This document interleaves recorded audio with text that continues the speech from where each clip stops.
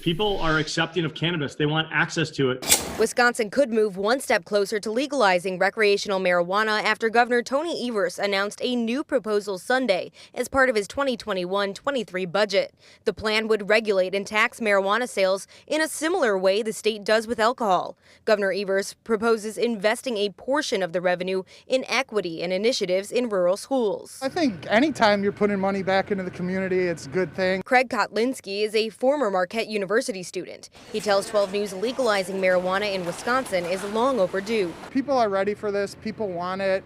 I know back when I was there, I would have wanted it. Neighboring states like Illinois saw $1 billion in marijuana sales and $100 million in tax revenue in its first year of legalization. Just last month, the state generated $88 million from sales. $25 million of that was from out-of-state customers. But it definitely shows that there's a demand from the surrounding states in Illinois. Cars have been lining up at this dispensary in Illinois all day long. It could one day be a reality in Wisconsin, but there are still a lot of steps to go through. The bill will have to go through the whole legislative process, obviously, and once passed, there'll be an application process that opens and vets the people that will be growing, producing, and selling cannabis in the state of Wisconsin. And then, of course, you need to build those cultivation facilities, open up those dispensaries, and most importantly, grow your first crop of cannabis. The proposal would still need to pass through the state assembly. Some members already stated in 2019 they didn't think this should be a part of the budget. It's a conversation that I'm not opposed to having,